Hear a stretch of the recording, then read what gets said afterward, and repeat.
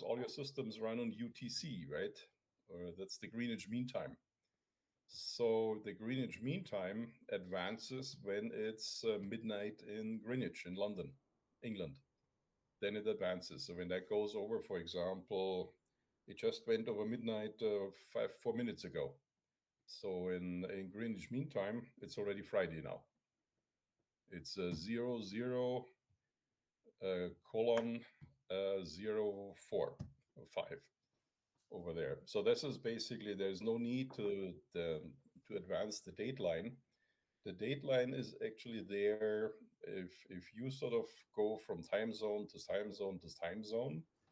So imagine you fly from Toronto to Vancouver. You set your watch back or your clock's back 3 hours, right, for local time. Then you go from Vancouver to Hawaii. You set it back another 2 hours.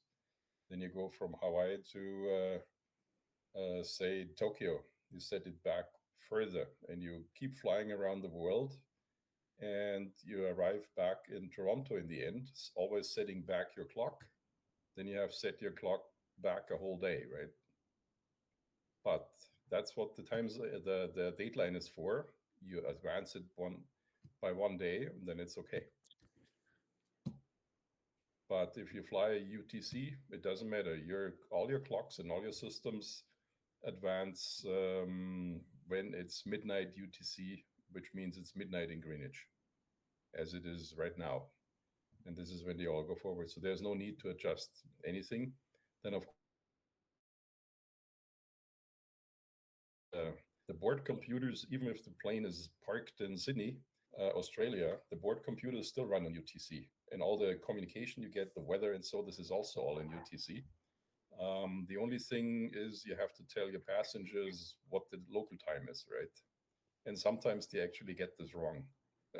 Been at flights where they gave us the wrong times because they were an hour off, so I didn't know it was daylight savings or not. Okay, so no, if you're on UTC, you don't advance the day when you go over the dateline. That's basically the upshot. So I'd like to talk. Hey, I'm going to miss you. And what we want to talk today is, there was a question. Do you get a letter of recommendation when you're done? You don't need, I asked Tom. So Tom says you don't need a letter of recommendation to write your glide exam. Power guys, they need a letter of recommendation. So if you go, let's say, to a flight school, and they will probably ask you for a letter of recommendation, and then you can say, I don't need one. I'm writing the glide exam. Look it up. Or maybe you should already know where to look it up, somewhere in the cars.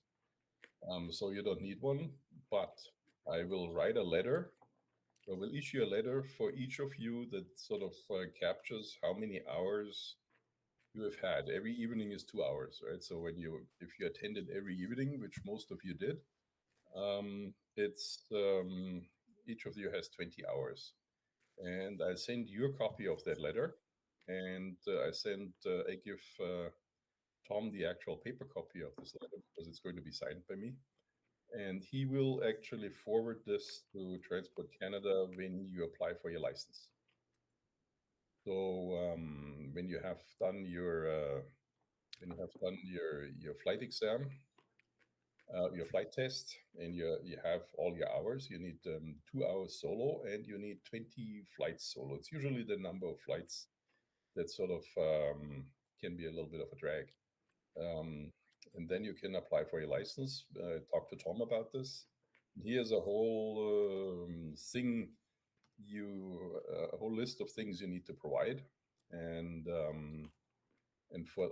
one of the things that goes along with it is a letter about the ground school. There's also a letter if you do your flight test with me. There's also a letter that you flew well. I wasn't too scared, and that you spoke English well, and blah blah blah, all that kind of stuff. So that's how it works. The other thing is, of course, once you write your exam, then it starts the clock. So from there, you have 2 years to complete everything else. Otherwise, the exam falls off the table and you have to write it again. So there could be an issue with you. I think, Noah, you're still fairly early in the game, right? But you don't have to write the exam now. You can also write it later, right? Or you just I mean, 2 years is a long time to get your license. Maybe you can just do it. I think I will be able to hopefully Yes. do it. Yeah, she's I smarter than booked all of us, so she'll do fine. it. I don't know about that. I booked it, so I'll have to be ready. Oh, okay. You Yeah. booked it already. Yeah, that's Mhm. perfect. Yeah, and then you just have to come out often and fly with us. Say it'll be fun. Yeah, I was doing my masters the last 2 summers, and this summer I Oh, have free, so I'm hoping to get out a lot more often. okay. Wow. Good stuff. Congratulations. Thank you. Yeah. Wow. Pretty good. When you Okay. gonna do it? The exam, Yeah. I'm booked for March 5th, I think. That was the earliest I could get. Okay. So Are so you doing it in Hamilton or? I'm doing it in North York. Okay, so yeah, you're going to North York. that's that's Young Street, right? Hmm. Young Yeah. and Yeah. Shepherd, yeah. Yeah. That's a If nice any location. It's really easy to get to. It's close to my house, so it was the Hmm. easiest one. Yeah. Perfect.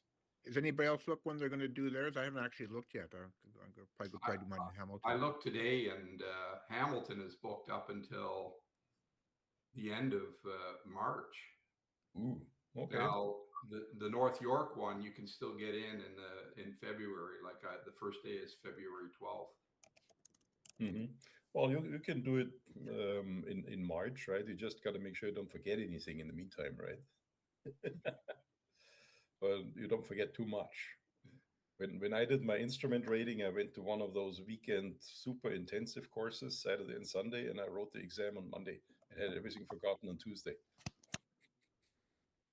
So okay, and yeah, the other thing you need to bring, of course, is your ID, like a picture ID. So I guess driver's license should be good, and forget that. And some when you book your exam, it probably also tells you what to bring. There's inconsistency. Some people say, or some exam places say, "Oh, bring paper and pen," and yeah, you should have paper and pen anyways, but or at least a pen, right? And bring this and that. Others say everything will be provided, right? Probably everything will be provided, and probably you'll be working on a computer. And if you read, did you read Julia's summary of from her exam? She made some pretty good suggestions what to do. So she says on the computer, you just scroll through, and if there's a question you don't want to spend the time answering right now because you have to think about it, note it down in a paper beside it so you can go back to it and find it again. Apparently, you can go up and down in the computer from question to question, and but you have to remember which question to go back to if you needed to go. Otherwise, you have to look at every one again. So make a note. That's and there's really good. Um, I think I have two sources with tips and whatever, and they're a little disorganized, right? But if you sort of read them all together, it gives you a pretty good idea of how this is going to work. And most say it was a lot easier than we thought it would be. So hey, and it is. I mean, most of you passed all the tests you've done so far, right? Because I mean, the pass mark is 65%. So if you have 50 questions, you can get almost half of them wrong, right? And you still pass. And so if you have 10 questions wrong or so, well, you have 10 questions wrong. You're still passing pretty well, right? So it shouldn't be that difficult. This is not rocket science. Okay, any questions to that? And just read. I think Julia wrote a pretty good sort of summary of her experiences. And the first one of you who writes the exam, maybe it's Noah. Um, Whatever you remember, right? As soon as when you're out, whatever you remember, please write it down, and let's give it to all the others, right? Also, if you remember questions you never heard about or something like this, right? Then write those down. That's sort of what we're going through today. Is is notes of questions that haven't shown up in the traditional questions. Some of them are pretty old, and somebody says, "Oh, there was a question that threw me a little bit." We go through those, and okay. Brad, by the way, are you recording? Hey, great, thank you. Okay, so then I also sent you a video about aircraft structures. Did you see that? Did you look at it? The important part of that video is a link to a video. The important part of that video is just the first couple of minutes that explains on a power plane what the structure of an airplane is. And a power plane is pretty similar to the 233s. And this 233 is the kind of plane all these questions are based on. 233 is a terrible contraption, and we are not using them anymore. But the people who wrote the questions, they are sort of from that vintage, and that's why it's still around, right? So let me just put up a picture of it so you can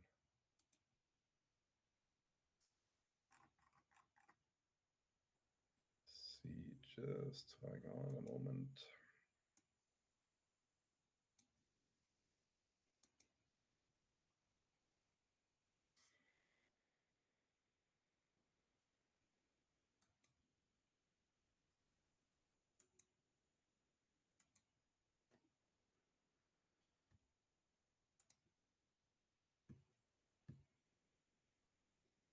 There it is. Okay, so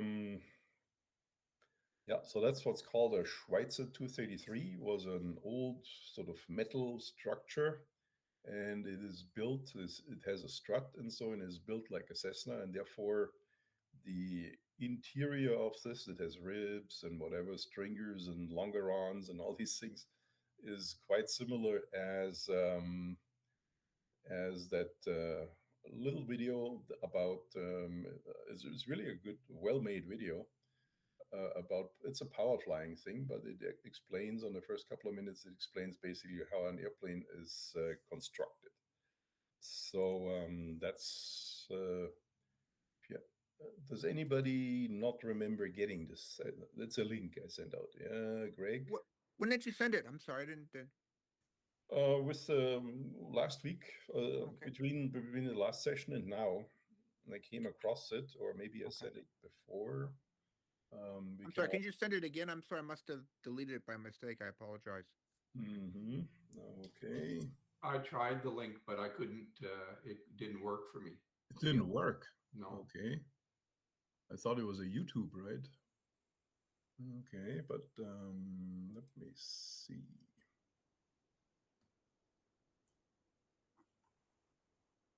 If I can find it quickly.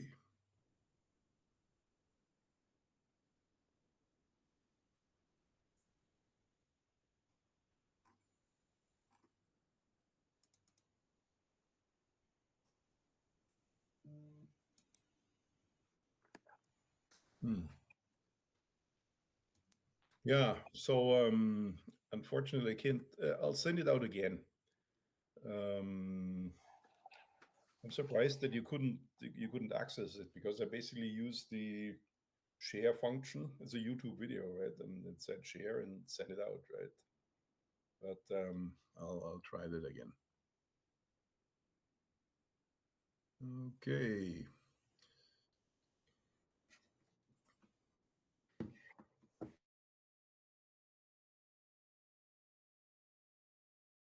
questions? Sure. Yeah. So one of the questions, where is the tropopause closest to the surface of the Earth? I thought it was at the equator. No, No, it's okay. at the poles. The poles. Yeah, the tropopause at the equator, the whole weather goes higher, right? I remember flying across the equator at over 40,000 feet, and the CBs, the cumulonimbus clouds, were still the tops, were still above us, right? At the poles, it is lower.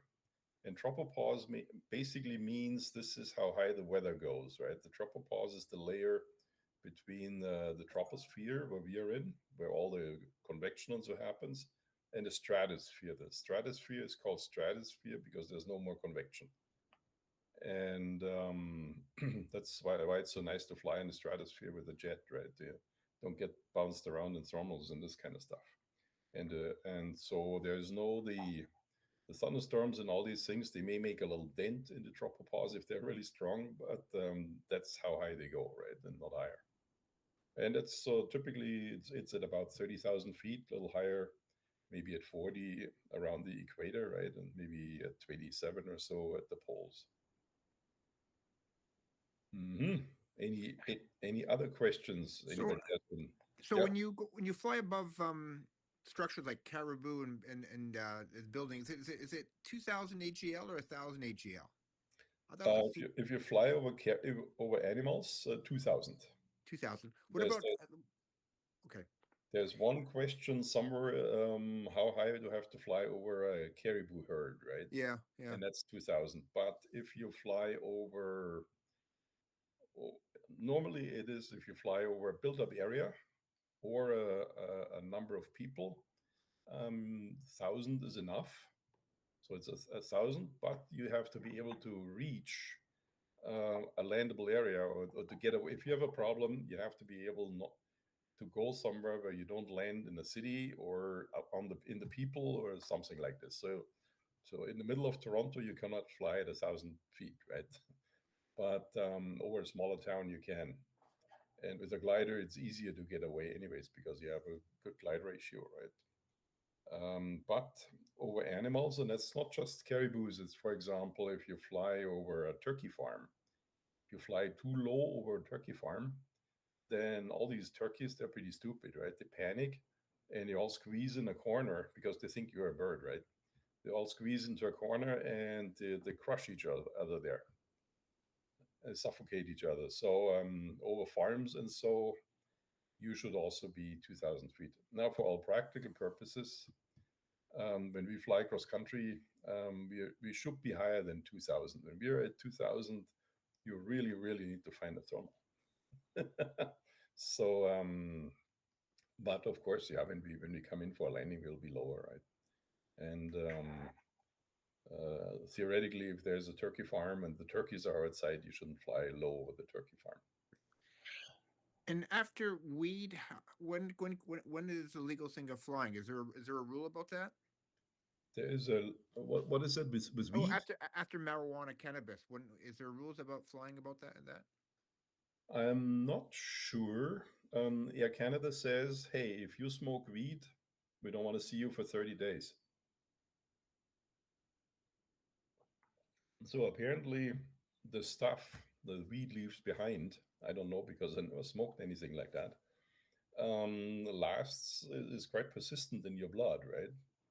And so it's quite interesting. I just did my aviation medical, and there's a lot of questions now about marijuana and do you take it? Have you ever taken it? Are you taking it for medical purposes? And blah, blah, blah, blah, blah. So apparently the shows to me that there is a concern about this. And there's some long-term effects. I don't know how long you have to wait. Definitely the 12 hours for alcohol, they don't cut it with weed. So it's at least 24 hours. Okay. But as I said, the airline says we don't want to see you for a month. Okay. So basically, it takes you out of circulation for a month. But that's something we should maybe read up. It's on the TCAIM. I'll look this up and let you know. Let me Okay. just, make a note of that. Did anybody look it up already? I haven't tried to. I just got a bunch of more questions if I can keep asking, if that's okay. Okay, yeah.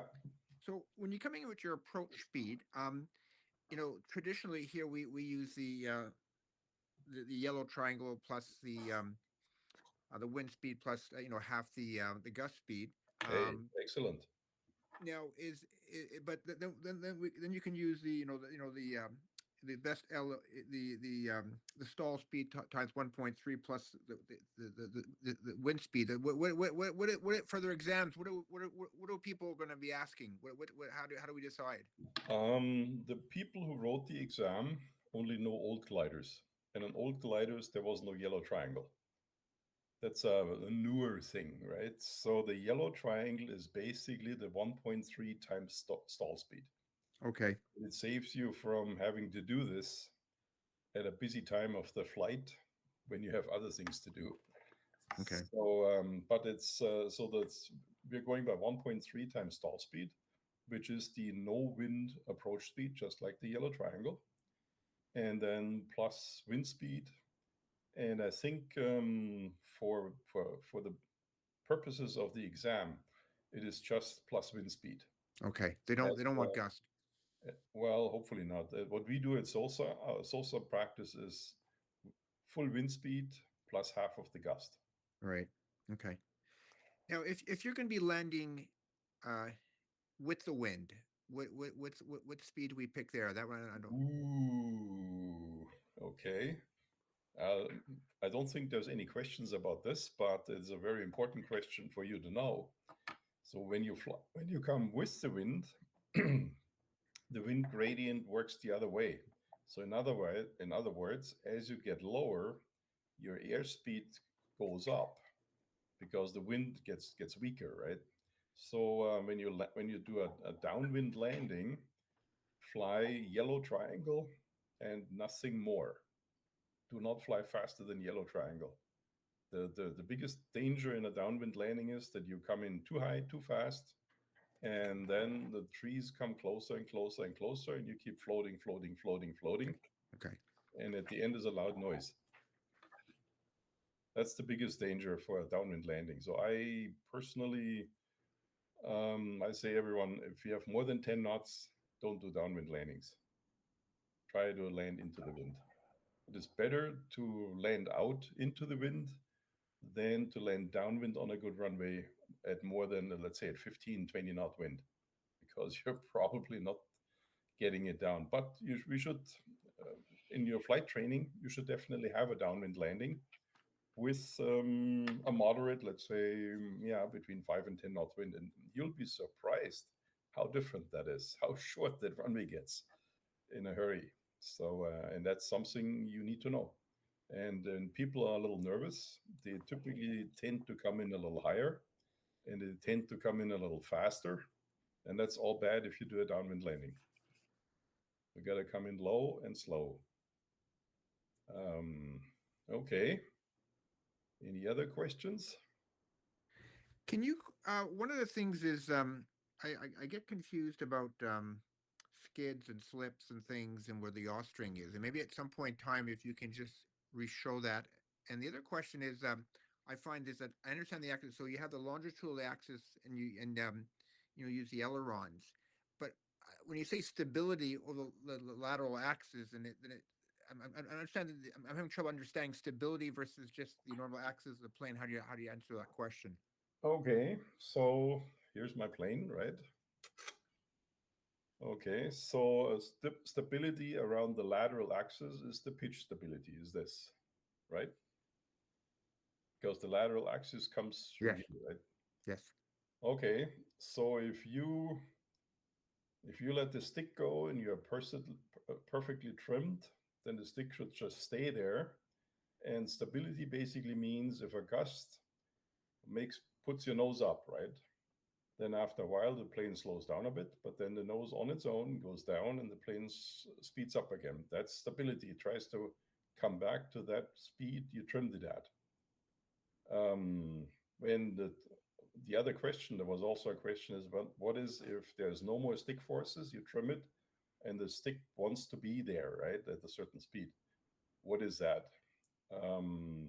And one of the answers is there's a one answer is it stability, and another answer is it in trim? It is in trim because you can have a stable airplane, but you can be out of trim. Like you can have the trim too far back, so if you let the stick go right away, the plane does that.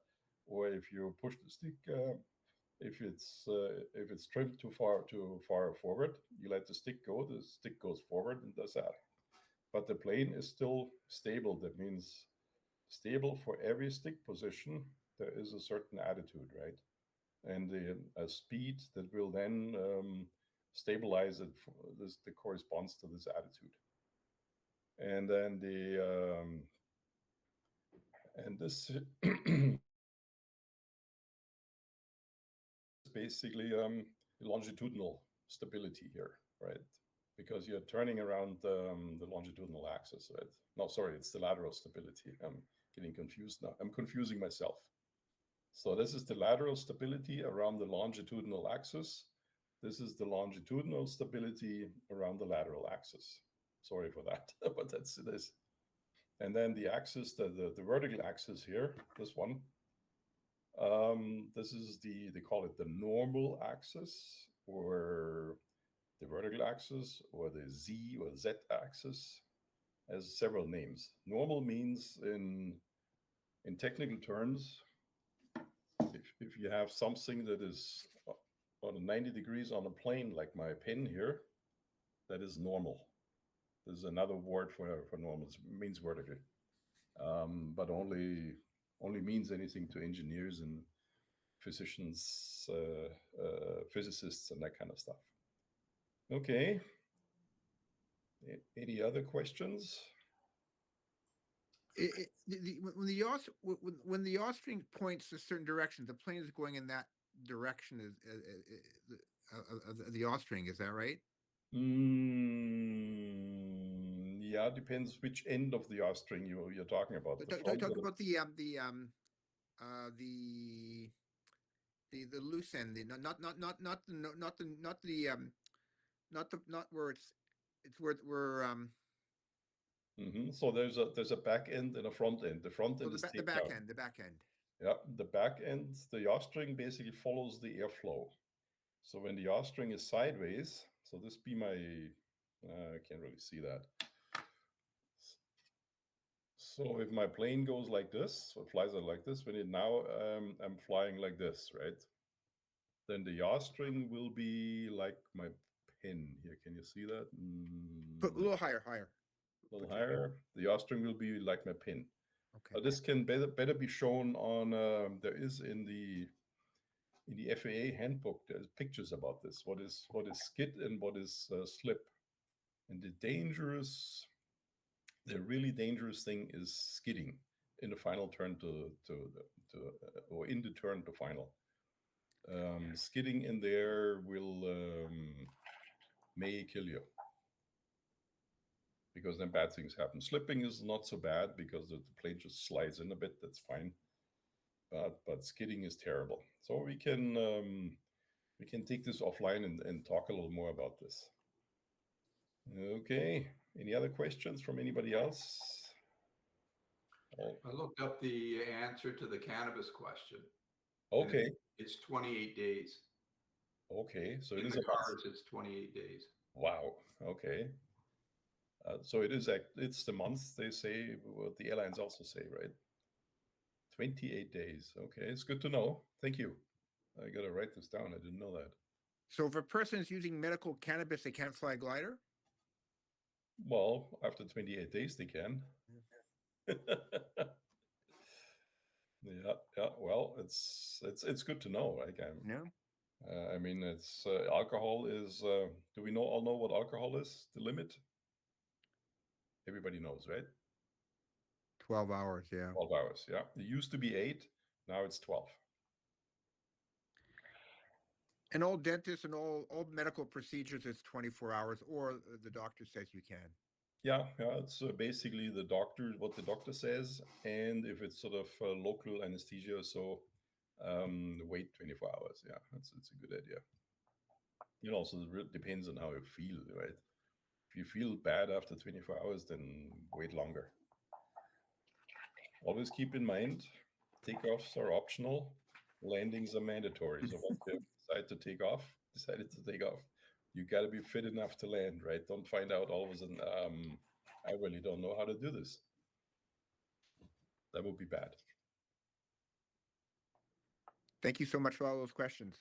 Okay, you are welcome. So let's the other thing I wanted to go to is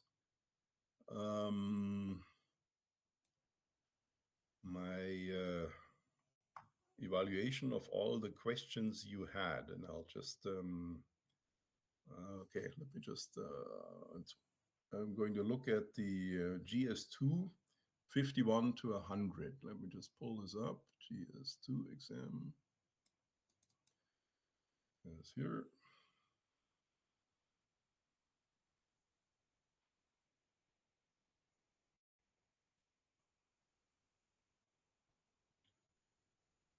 And we're going to share screen.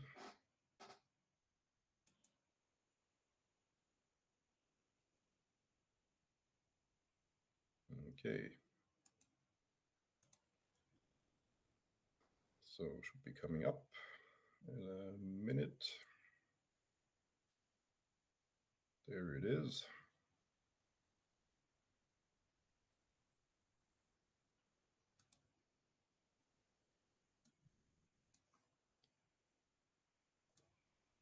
Okay, so these are the questions, 50 GS2, right?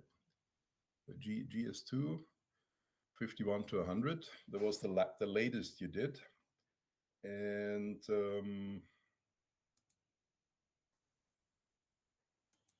there are a few in there that pretty much everybody got wrong. So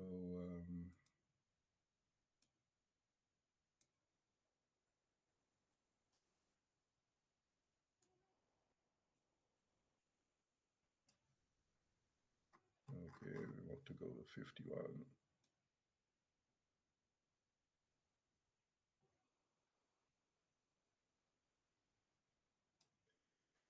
Okay, now question 51. We had so all the red ones were wrong, right? So 3 out of 5 got that wrong.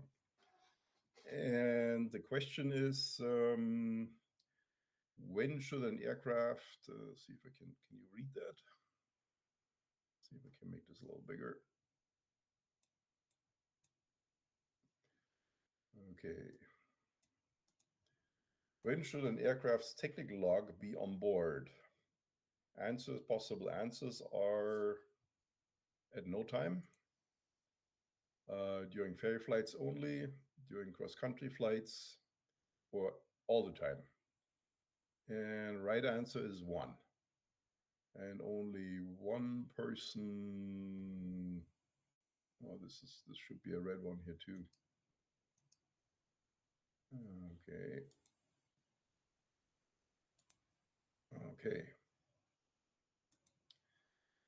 So only one person got it correct. So the technical log, first of all, gliders don't have a technical log. Power planes, they have a journey log. The journey log has to be on board all the time when you fly. When you don't intend to land back at the same airport. We don't take it along because we always intend to land back at the same airport, even though it doesn't always work out. But power planes, they always have the journey log along, and the technical log stays home because if the plane crashes, then and everything burns, right? Then you still can go back to the technical log and see if the maintenance was done properly or not. If you have it on board, then all data or everything is lost. You can't really go back and investigate. So that's why the technical log should not be in the airplane. Now, if I would take my plane to get serviced somewhere and to get an annual inspection or so, the guys will need the technical log there too. And of course, I pack it in my airplane if I fly there and take it there. But it shouldn't really be it. No, it should really be at no time in the airplane. And we are talking power planes. In a glider, there's no need to have a technical log. We use the journey log also as a technical log. This means the other side. the right side of the page. There we put all the problems in, and they have to be signed off before you can fly again. Okay, so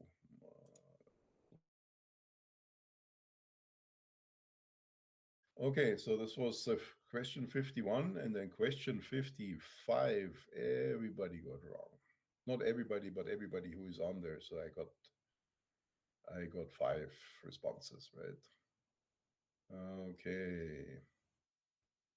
Oh yeah, this is the glider's airspeed is low during aerotow. We talked about this already, I think. So what you do is you rock your wings. But what you really do is you call the tow pilot on the radio and say, go faster. And so this is one of those, and I'm not sure if it's even done in Canada. I only found a reference to this in the US, right? But it's also quite rare with the airplanes you fly. Um, it's usually not a problem that the tow plane is too slow. What could be a problem is that the tow plane is too fast and it is really bumpy, and you get thrown around in the glider like crazy, right? That's more likely. Where this tow plane being too slow is a problem in competitions when the gliders are heavily loaded with water, and at 65 knots they already start to get mushy, right? That's but it will be a long time until you fly a glider like that, and by that time you probably know, and you talk on the radio. So we don't have to go any further, but it is basically rock the wings. Okay, then Your, yeah. um, I think I read on one of Julie's things. If your tow line goes slack and you're on a downwind tow, how do you? You're going downhill, I guess. How do you Mhm. tighten the slack? Normally, you'd yaw. Is it the same procedure? I think she said she selected yaw and it was wrong or so, right? That's what she said. Well, the yawing is one thing, but when the tow plane descends, for sure the glider will start catching up. You will actually have to use your dive brakes. So the dive brakes are a lot more powerful than yawing. Yawing is okay when you're sort of up there, you're flying level with the tow plane. As long as the tow plane is climbing, it's fairly easy to keep the line tight and they keep tension on the line. When you have a cross country tow where everything is level, then the glider tends to sometimes slide up on the tow plane a little bit, and with a little bit of yawing, you can fix that. But when the tow plane descends, and we don't practice this in France, this is part of the curriculum where you actually descend from the tow with the glider without releasing, right? And you, as the glider, you need to use your dive brakes, and actually with the dive brakes you're also controlling the descent path of the tow plane as well. But that's a pretty tricky thing to do. It's not so easy, and they actually land information, right? But and we this is not in our curriculum, so we don't practice this. The good thing is our toast hooks, they are, I've never seen in my life a toast hook that failed or didn't work. I mean, it's possible that maybe the cord breaks and you have it in your hand, but if it's a two-seater, there's still another one in the back. But that the hook itself fails, I've never seen. And then we send them in every 10,000 cycles, send them to Munich, and they get refurbished. So the toast hooks are as long when we started to have toast hooks, then all these hook problems where the hook was jammed, didn't open, and so on went away. The toast hooks, they open no matter how asymmetric the pull is, or sideways or whatever, or how strong the pull is, the toast hook will open. Okay, Thanks, York. Makes sense. you're welcome. Hey, it's made in my hometown. Okay, then we have 65. We got 3 out of 5 wrong. Let's see what 65 does.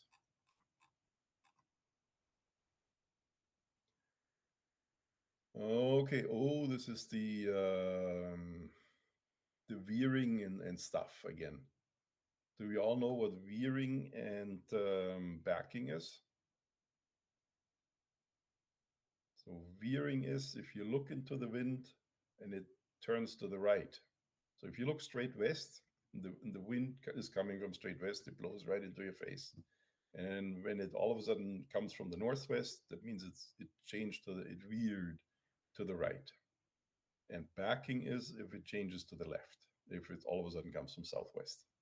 And that's typically what happens in a frontal passage, right? When the cold front goes through, there's usually a clear change in the wind direction from west or southwest to northwest or something like that. So before the front, the wind is quite often southwest, and behind the front, it's northwest. And that it veers. And what also happens is when it also veers is if you climb from the ground up to, let's say, the first 1,000 feet or so, this is where the wind also sort of shifts to the right or veers and gets stronger. So quite often this is a question, well, you take off at a westerly wind and 10 knots, and at 1,000 feet you level out, and the wind is now what? And it's probably stronger, let's say 12 or 14 knots, and instead of 270, it's now 290, something like this. It's weird. And that has to do with friction on the ground. So on the ground, you have all the trees and forests and so on. So the unimpeded airflow gets slowed down, and that also backs it a little bit on the ground. So when you go down, it backs. When you climb, it veers. Okay, so that was the 60. See what the 65 question actually is. So if winds aloft are southwesterly, while surface winds are from, come on, bar. Where is it? It's just here. There it is. While surface winds are from the south, this is primarily due to stronger pressure gradient force aloft. No. The Coriolis effect. No. Surface friction. That's what it is. Okay. So it says here winds aloft are southwesterly. On the ground, they're southerly. So clearly higher up, they veer to the right. And that's exactly air friction with the surface. That's the right. So number 3 is the right answer. And we have 2, 1, 2, 3, 3. Okay. So the Coriolis effect, what is that? This is the air flows into a low. It doesn't flow straight into the low. It actually goes sort of into a vortex. And the vortex is, do we know which way around in the northern hemisphere? Who knows? Guys? Counterclockwise. Counterclockwise, yeah. And out of the high, it goes clockwise. It comes out. Yeah. But the flow out of the high is much slower than the inflow into a low. The inflow into a low, if you imagine the low as sort of a hole in the ground, right? And imagine the water going down there. That's sort of what it is like. Okay. And in the southern hemisphere, it's exactly the other way around, because everything's upside down. Okay. So then 69. Okay, increased turbulence can be expected in the vicinity of a thunderstorm. Yes. It is important under these conditions to, this is this one. Okay, so A, fly as fast as possible to your airfield. And a lot of people took that one because it seems to make sense, right? 69. Yeah, we had 4, took the 1. Very consistent. But when it's as fast as possible, that in itself this is where the trick is, because every airplane has a yellow part on the altimeter, right? We can pull one up and have a look. Where's my PowerPoint? Okay.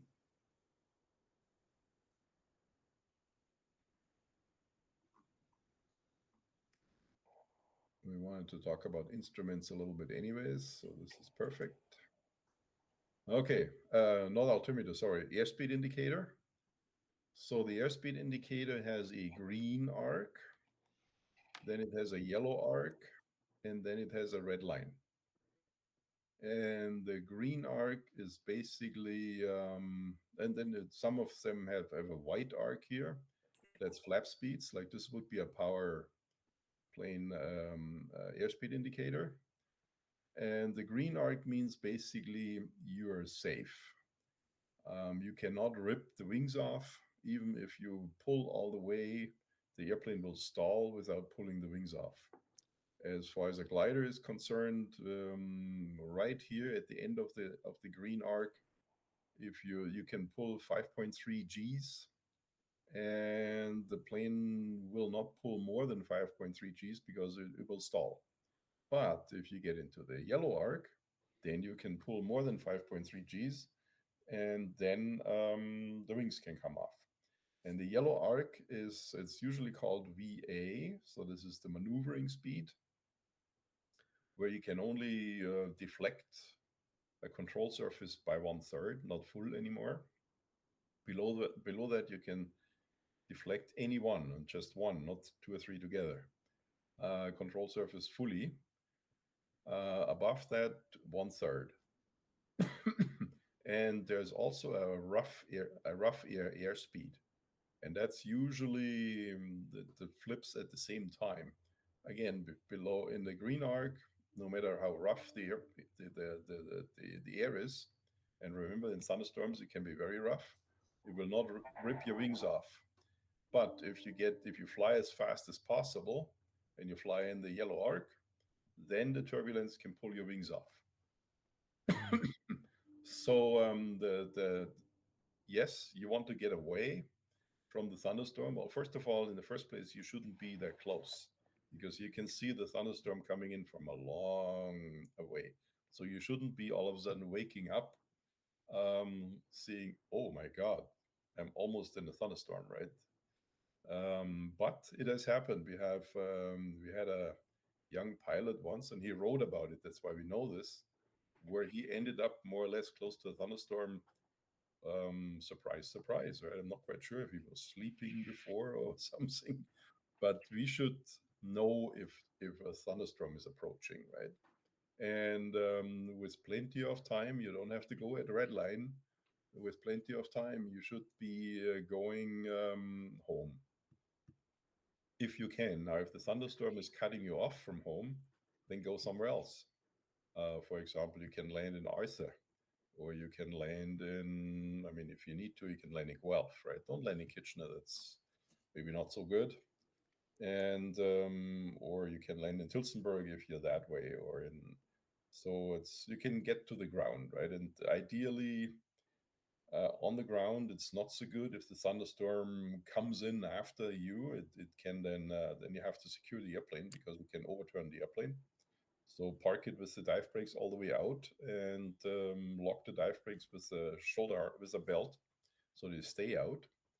That's securing it a little bit. I sat in a muddy field once in Tennessee, and with my glider, and the thunderstorm came in, but fortunately was stuck in the mud so hard that the thunderstorm couldn't move it. I couldn't move it either. Okay, so in this case, it is important under these conditions to maintain altitude. What else? Keep well. Number 4, reduce the airspeed below VA. That's exactly where it flips from the green arc to the yellow arc. So in other words, do not fly above VA, because above VA, the turbulence can rip your wings off. And VA is fast enough, right? And You go to the airport, and that's it. Okay, so but it's sort of obviously everybody says I want to get away as fast as possible. Be careful with the speeds. You have various speeds in airplanes, and as fast as possible is not necessarily a good speed for you because that's what is as fast as possible is red line, right? And I am always, first of all, personally, I always give the red line a healthy margin because above red line you get flutter, right? And you really don't know 100% if they got everything right. There's basically also very little safety margin. For everything else, there's good safety margin, but for flutter, not so much. So there's also no need to get even close to red line. It's really not necessary.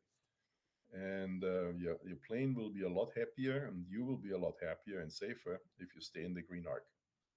So there's no need to fly out into the yellow, or maybe just a little bit into the yellow or so. But then, if there's a lot of turbulence, like in a rotor or so, it becomes dangerous. Okay, so everybody clear on that? And again, read all the answers, and the answer number 4 is really giving it away, right? It says reduce airspeed below VA, and for good reason, because of the turbulence, right? It's a turbulence here, right? VA here, that sort of puts it together. Okay. Could you maybe go over 67? 67. Yeah. What was 67? Okay, flying VFR below an overcast stratus layer, you encounter a lowering ceiling with intermittent drizzle and icing. Nasty stuff. Fortunately, as gliders, this doesn't happen. We don't fly in weather like this, but if you fly power, and this is the typical setup where a lot of VFR flights crash, because exactly like this. So what happens here is when the ceiling gets lower, you're basically flying into a warm front, and particularly if you have drizzle and icing, that means you're still in the cold area that's below the warm front, and it's drizzling from above, coming through the cold air, and then the airplane is below zero, and it freezes. And this is the worst. I mean, these are bad, bad, bad conditions for power flying, and you don't want to be there. So the recommended action is A, continue as a warm front lies ahead and conditions will improve. No, because the clouds will eventually go all the way down to the ground. And this is a typical accident that people in power planes, they try to fly VFR, they don't want to get into the cloud, they get lower, lower, lower, lower, lower. And in the end, there's a hill or something or an antenna, and they get hung up on it. Bad, bad, bad, bad, bad. And I would say those bad weather accidents in VFR power flying is probably 70% accidents like that. And I've been there myself many times, so I know. So turn back as the cold front lies ahead and conditions will deteriorate. Yeah, turn back is good, but it's not a cold front, right? And turn back or land as a warm front is ahead and conditions will worsen. That's the right answer, number 3. Okay, 67. Yeah, I guess there's a 2. Okay, I guess that was wrong as well. I guess I missed that one. Okay, so it is basically number 3 is the, oh yeah, and then number 4, there's a number 4 answer too. Alter course 90 degrees and fly around the bad weather. You cannot fly around base, what is a low pressure system, right? Because the warm front is part of a low pressure system, and this can go from Texas to, it can be as big as reaching from Texas to Timmins or so. So they don't have enough gas to fly around it. The best is get on the ground, wait it out, have a coffee, and with that, you better also book a hotel because it's probably going to take a few days. If it's a cold front, you can take a coffee, can have a coffee and fly again afterwards, but you have to tie your airplane down, so you still have one afterwards. But if it's a warm front, you'll probably have rain for at least a day or two. So hey, book a hotel. Okay, but it's a power thing. In gliding, this doesn't happen. We don't fly gliders in conditions like this. Okay, what else do we have? We have 69 we talked about. We have 72. Let's take a quick look at 72. Okay, the surface again, this the surface wind on passage of a front. Well, what is it? In a cold front, it veers. In a warm front, it backs. Okay, let's see what the answers are. Okay, it says here backs on the passage of a warm front. Yeah, that's certainly a possibility. Backs on the passage of a cold front? No. Veers on the passage of a warm front and cold fronts? No. Backs or veers depending upon the pressure gradient? No. So it is backs on the passage of a warm front, number one. Okay, so 72 is number one. We got two, four, and three as well. So it is basically, as we know, it veers in the cold front, it backs in the warm front. So you have to find the answer that has backs and warm together, or veer and cold. But warm and cold fronts doesn't work. Okay, and that's so sort of the standard. I mean, in reality, every front is a little different. Every front passage is different. But sort of the standard questions as far as fronts go is when it's a cold front, the wind veers, it gets colder, and eventually clears up. That's your standard cold.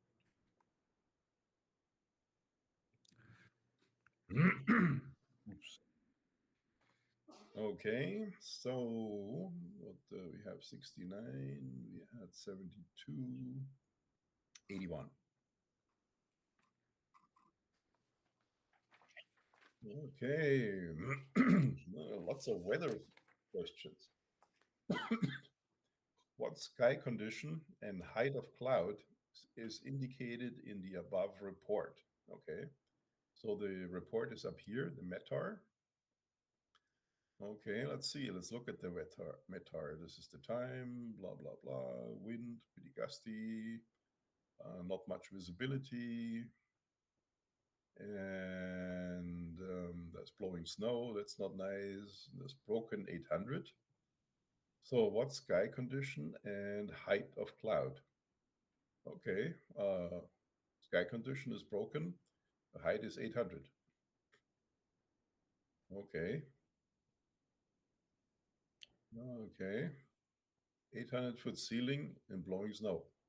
And I guess a lot of people were getting up about, were hung up about the ceiling because it says broken, but broken is a ceiling. Everything more than 4 octaves, and broken is 4 octaves, and then overcast is 8 octaves. Everything more than 4 octaves is already a ceiling, and that's a technical term. And so that means for us, for example, we cannot, even so there's holes in there, we cannot climb in VFR up through that anymore. So you're climbing up through a ceiling. If it's few, or if it's scattered, we can still climb through the clouds because it's not a ceiling. Okay, so number 4 is the right answer. 81. Most said 3. What was 3? Overcast cloud condition with a 4,000 foot. Ah, yeah. Because it says here overcast at 4,000, right? But this this the cloud condition. What was the answers? What and height of cloud? Height of cloud is already broken 800. Okay, it's basically a layer of cloud that has holes is broken. Okay. So what else did we have? This was 81. And then 93. 93. More weather. Okay. What primarily determines the type of clouds that form. Okay, what makes the clouds, right? It's humidity, but it's asking about the type of clouds. And you have basically two types of clouds. You have the layered clouds, that's basically just humidity. Or you have the convective clouds, the cumulus clouds, all the good stuff. And they only form if it's convective. So let's see what the answers are. Atmospheric pressure, not really. Surface temperature, not really. Actual lapse rate, yes, yes, yes. If your lapse rate is such that you have convection, then you get convective clouds, and you get a different type of cloud than if the lapse rate is such that it's totally stable. Okay, wind velocity, no. So it is number three. Okay, well, this was 94. No, we are going. 93 was the question we were looking at. What preliminary the types of clouds that form? Sorry, I slipped into the fourth. Stability can be, yeah. Altitude, no. Well, altitude also. Heat, moisture. That's a good question. Okay, 90, 93. The type of cloud. Yeah, that's well, this is one of those questions where the answers are, yeah. I mean, stability will tell you if it's unstable, you get cumulus, you get convective clouds. If it's stable, you get layer clouds, stratus clouds. So when it comes to type of clouds, if they're asking for that, then it's stability. But if they're asking for is it a high cloud, a low cloud, or a medium cloud, then it's of course altitude, right? And heat and moisture basically, will there be clouds or no, right? So that doesn't have anything to do with the type. So I'm pretty sure number one is the correct answer, because it determines will you have stratus type clouds or will you have cumulus or convective type clouds. Okay, let's see, 93. Okay, 4, no, 2, no. Okay. Let's see. Then we have number 98 and 99. 98. Oh, 98 was this here. There's no weight data, so I was wondering if there was something missing, but it was already in the other one, in the GS1 as well. So here's our wonderful 233 again. And it says here the CG limits are STA, I'm not sure what that means, 79 forward and rear 85. So somewhere here between, and it goes higher the further back you go, right? So it goes from 79 to 85. If we assume the mean, this is the actual center of gravity of the vehicle, of the airplane as it is loaded at 74, that means it's forward of the 79, so the CG is out of range. It's too far forward, right? With the weight, there's really nothing we can say because there's nothing that indicates weight. So we look at what are the answers. The CG is within limits. No, it's not within limits. The aircraft is nose heavy, yes, because the CG is further forward. That's one possible answer. Let's see. The gross weight is within limits, but the CG is not. We don't know about the gross weight because there is no weights given. The aircraft is properly loaded. So I would go for the nose heavy because the CG is forward of the forward limit. Forward limit is 79 and the CG is at 74. So it's nose heavy. That's I mean, I would also say it's out of limits, not just nose heavy. We shouldn't really fly with the CG out of limits, right? Okay. Then we had 99, we got 3 wrong as well. Okay.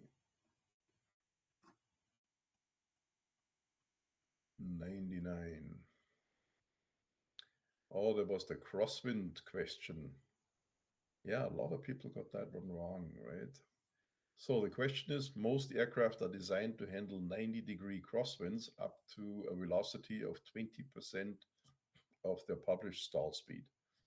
With a stall speed of 50 knots, you may safely land in a 20-knot wind off the runway at an angle less than whatever degrees. Okay,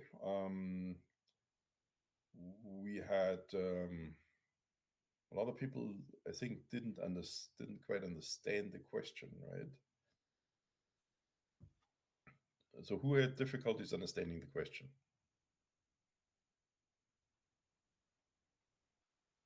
Okay, so it's basically a wind that is either 35 degrees, 30 or 45 or 75 degrees off the direction of the runway. So when you land on the runway and the wind is coming right down the runway, right?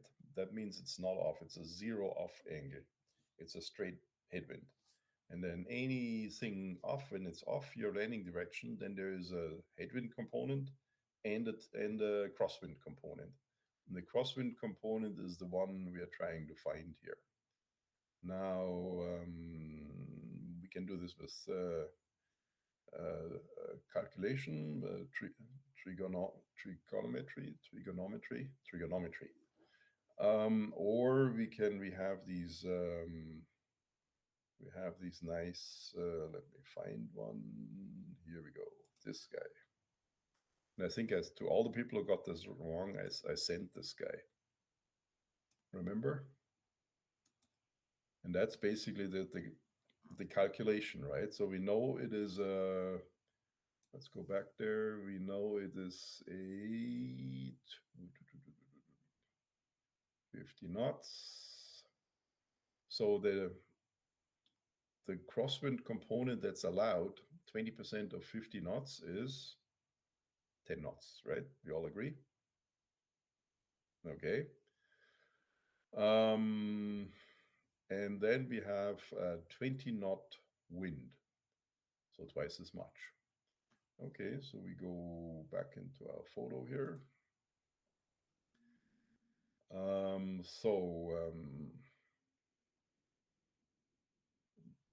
Then we have several angles. So let's find where's a 20-knot wind. So this ring here is the 20-knot wind ring, right? So there's 10 knots, 20 knots, 30 knots, 40 knots. If the wind is completely from the side, then this is your crosswind component. If the wind is anywhere in here, then you basically go down the angle until you get to your wind, and then you go straight down and find at the bottom is your crosswind component. So let's do this. So 20, I think the first option was 35 degrees. Let's look at the options. 35, 30, 35, 45, 75. Okay. So let's try 30 first. It's already marked here. So 30, we go right down to the 20. And when we go down, we just come out at 10. So 30 is possible. 35 is not possible. And I think all the others are more, so none of the others will be possible. It's the lowest, and the lowest is 30. And it's, I mean, borderline possible, but if you're here and then you follow this line down, can you see that? And make it a little bigger. Okay. So you're coming in on 30 here. This is the 20-knot arc. And so from here you go vertically down, follow this line, and down there where it hits this axis here, it shows 10. So your borderline at 30 degrees, you can borderline still fly. You have a 10 knot crosswind component, which is just possible. That's how you can figure it out.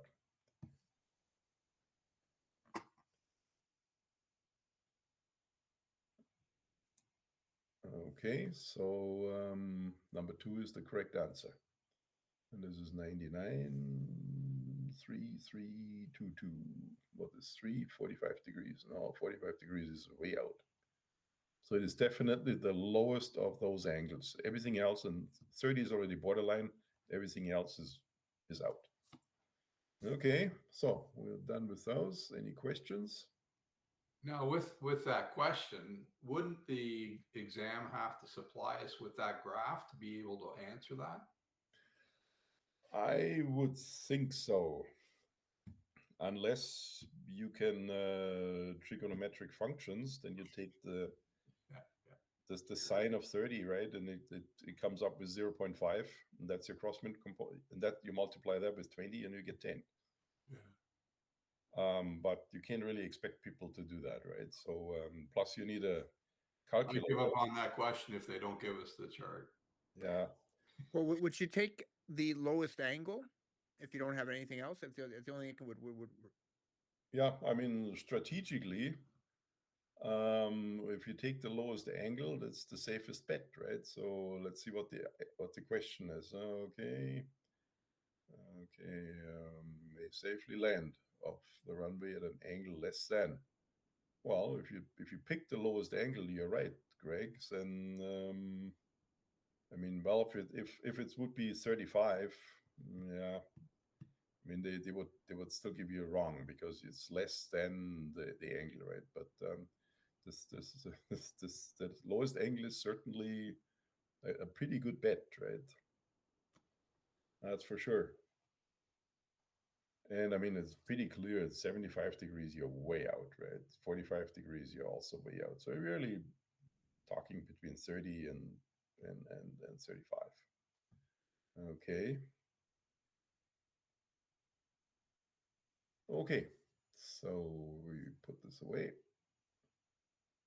This was quite revealing, these guys here. So thanks for doing them. Okay, we close this. And let's see.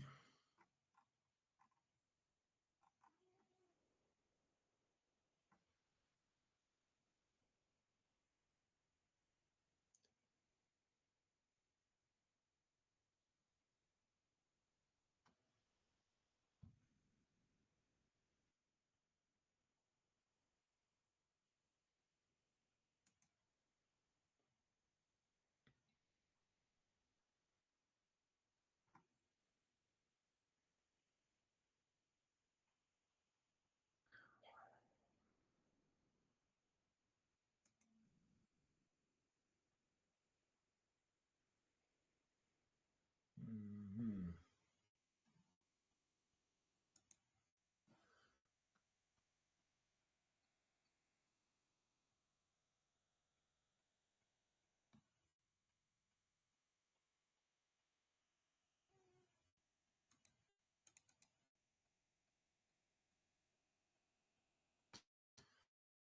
So these were the notes of somebody who had the exam, Mark.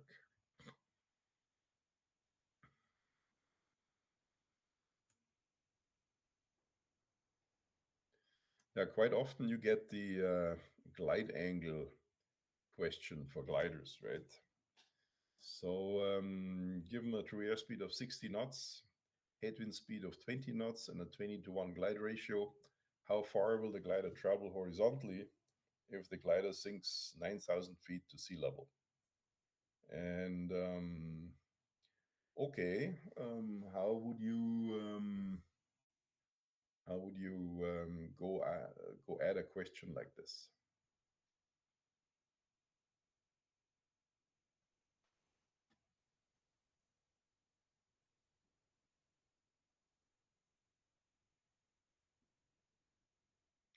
So basically, you're you have 9,000 feet, right? And you're flying 60 knots. So from 9,000 feet, you can go 20 times as far than 9,000 feet. So this is 980,000 feet. It's a good question how far that is. Remember, 1 nautical mile is about 6,000 feet. So let's say 180,000. This is where your calculator comes in.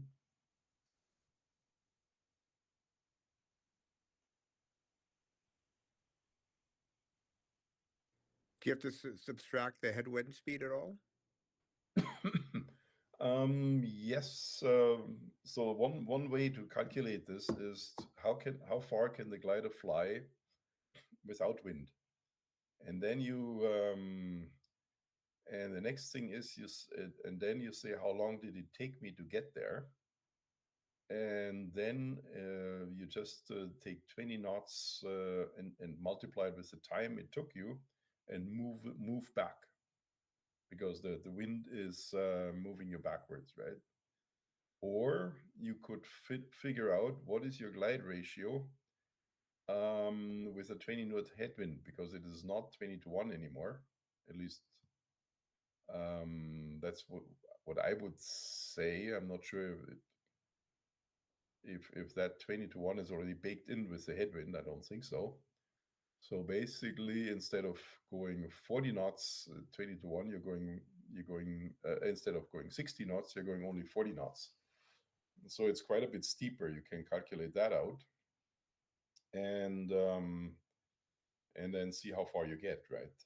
And but it's basically two calculations. It's how long do you stay airborne to get down from the 9,000 feet, and that's another thing. Your vertical speed, you have a horizontal speed and a vertical speed, right? And your vertical speed is 1/20th of your horizontal speed. So your vertical speed is 3 knots down, right? And how long does it take with 3 knots down? 3 knots are 300 feet per minute. So that's a good thing, right? And then you can, so 3 minutes to 900, 30 minutes, takes you 30 minutes to burn up the 9,000 feet, right? And yeah, that's the easy way to get at this. So you're flying for 30 minutes. You're flying at a speed over ground of 60 minus 20, so 40 knots, 30 minutes. So you're flying 20 nautical miles. And so if the glider, yeah, how far will the glider go?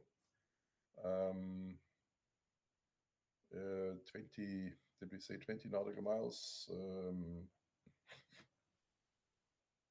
Now I confused myself. So we said we're half an hour.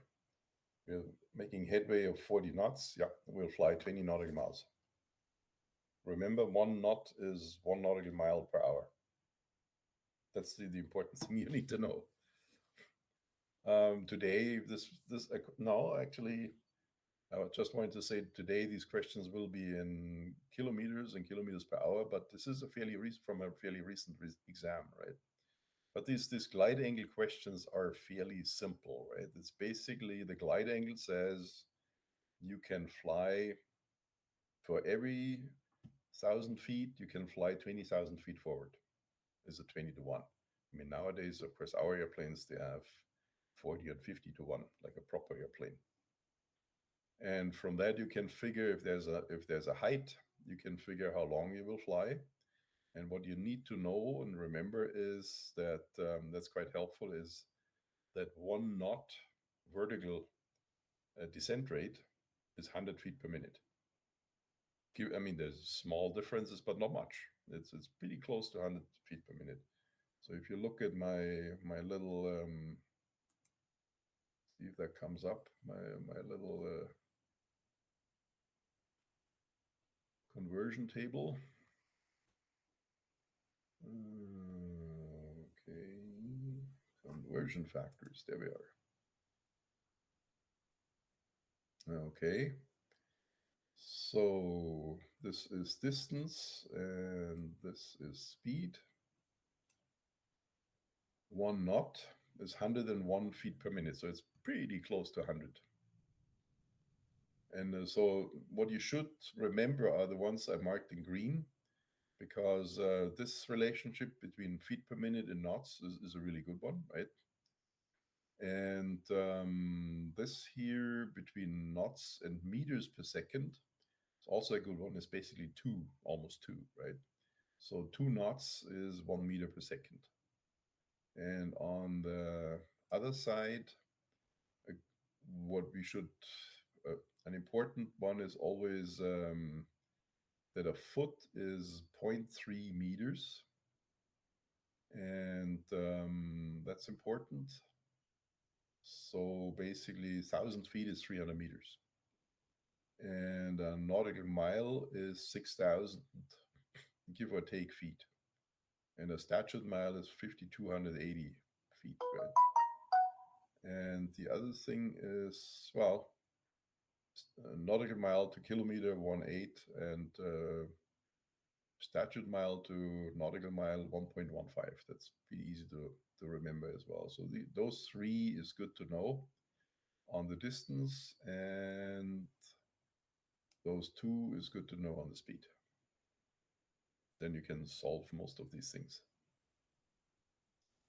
Okay, so And a statutory mile is 5,000 feet. 5,280, I think. Yeah, 5,000. 5,000, a little bit. Yeah. It's pretty close to 6,000, like a little over 6,000, but it's a bit over 5,000. Okay.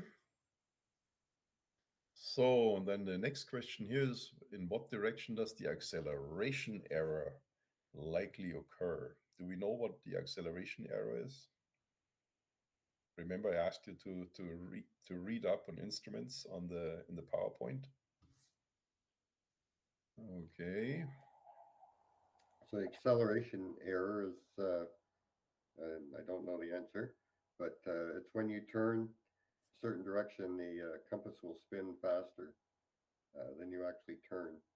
Okay. Well, yeah, you're at the right area there, but not quite correct. Let's bring up the PowerPoint here. Okay, so we wanted to talk about a little bit about instruments anyways, because it's something we haven't covered yet. So let's start with the compass. Okay, so let's go this. So we all know this, right? The magnetic pole is different from the geographic pole. The interesting thing is that these magnetic lines that go basically from the North Pole to the South Pole, the closer you get to the pole, the more the lines are vertical, are basically pointing down. When you're sort of at the equator, in the middle of things, the lines are pretty much horizontal. That means they're parallel to the surface of the Earth. But when you're standing right on the pole, on the magnetic pole, the lines are coming straight down. And that's why the compass doesn't work close to the pole anymore, because the needle has nothing to show anymore but pointing down. We know this, the difference between true and magnetic. This is old stuff. We have seen, oh, come on. We have seen this, right? Do we know what these lines are called? Isobars? No. The bar stands for pressure, remember? Isobars are lines of equal pressure. Those are diagonic lines. So what are they called? Right there. Pardon? Yeah, isogones. Lines of equal variation, they're called isogones, right? And do we know the red one that says 0 here, right? What's that called? Agonic? That's the agonic line. Yeah. That's basically it's neither west nor east. It's the neutral line, the agonic. So isogones or organic lines and the agonic line. Yep, there's what it says here, right? Agonic lines. Okay, and he talks about all the lots of errors about the compass. So for the so this is variation here. We know all this. This is the deviation where the compass is not 100%. There's magnetic fields in the airplane, and this is basically a deviation card. So every compass is a deviation card where it says if you want to fly 180, you should steer 181. Okay, can you read that? We can actually make this a little bigger. Okay. Okay, so for flying 60 degrees, steer 62. So that's your typical deviation card, and it's stuck to the it's stuck close to the compass, and that's the thing that gets when the compass is being swung, as they say, and this is how this works. Then it basically the deviation gets new, basically it's measured again, and the card gets renewed every 2 years. Okay, so the compass can be swung either by the plane lining it up with this rose, which is a compass rose, which is oriented to magnetic north. So if the nose points this way in the plane, then without any deviation, the compass should say north. And if it doesn't say north, then there's a deviation. Or it can also be done with a gizmo like this. This is sort of the master compass. And you basically just you look down the front of the plane and you look at what the compass says, and then somebody in the plane says, and my compass reads this, and then you compare this. But this is actually the more accurate method, provided you have a rose like this. It's also, we used to have one, but it has kind of disappeared under the grass. Okay, so now the compass, among the variation and the deviation errors, etc., it also has the so-called dip errors. And the dip errors are because the lines, the magnetic lines, they're sort of starting to go at a pretty steep angle into the ground. So they're not flat anymore like over Africa, over the equator. And that's why, for example, in this area here, the compass in the yellow area, the compass is erratic. And in this area, so there's the geographic North Pole, this is the magnetic North Pole, the compass is unusable. So in the old days, this was a real problem, right? Nowadays with GPS, not a big deal. And let's go on further. So there's two types of compass errors. There is one that appears when you're sort of on a northerly or southerly heading and you start turning, because then what the compass wants to do is it wants to point down to the ground to follow the inclination of those lines, right? And this is the turn error. So a turn error occurs when you fly north or south. And what happens, it's heinous, because let's say you're flying exactly north, compass says north, and you want to fly to the northwest, and you start banking to the northwest. Guess what happens? The compass turns the other way first. So you're thinking, and you have to just keep on flying, and after a while it turns in that direction. So, and this is important, for example, when you're turning and you want to roll out, let's say on a northerly heading, and the turn arrow is about 30 degrees. So when you roll out on a northerly heading, you have to roll out about 30 degrees early, both directions. So when you're coming from east, you're turning north. When the compass is, you can see it rolling. When it says 30 degrees, then you turn out, then you level out, and then the compass will swing to north. And when you're coming from a westerly heading and you're turning towards the north, then at about 330 degrees, you level out and the compass will say, now it's north. So that's the turning arrow going north. And the way I learned this, my flight instructor said 10,000 years ago, you have to remember north is bad.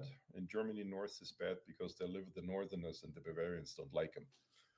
And north is bad, so you stop your turn early. We can remember this: north is cold and not nice, right? Nobody wants to go north, particularly not in winter. So we turn, when we turn north, we stop early. And south is nice. That's why we fly past. So when we turn south, 180 degrees comes up, but we don't level out at 180. We fly past the 180, about 30 degrees, and then we level out, and then the compass will turn back to 180. So you have to do level out early. In when you turn to the north, that means the compass is lagging, and you have to turn further than you really want to, or yeah, instead of when it says 180, you still have to turn to 210 or so. This is when the compass is leading. They call this lagging and leading. So these are the arrows north and south, and that's why most power planes nowadays, they have a gyro that doesn't have these arrows. You set the gyro when you're flying nice and steady according to your, they call it the whiskey compass because it's in a liquid, in alcohol. And then when you turn, you don't look at your whiskey compass anymore. You just fly according to what your gyro says.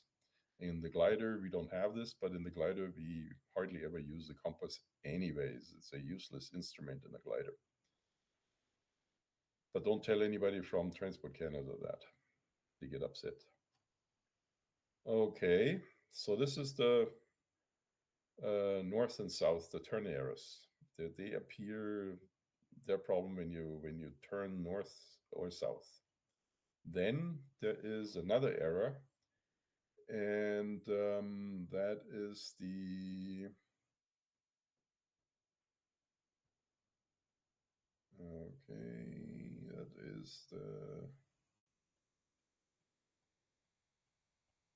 this is the acceleration error. I'm gonna find the slide for it. Okay, and this is when you accelerate on an easterly or westerly heading, the compass will actually, accelerating meaning in a power plane when you climb, right? Because you have the engine going, you climb up.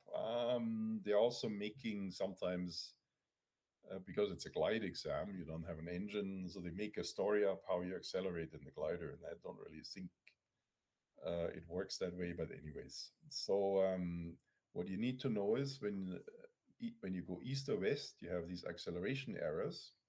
And what you have to remember is ANDS, ANDS. Accelerate north. So when you accelerate on an easterly or westerly heading, the compass will actually turn to the north a little bit. If you decelerate, that means to put the nose down, put the dive brakes out. That's deceleration.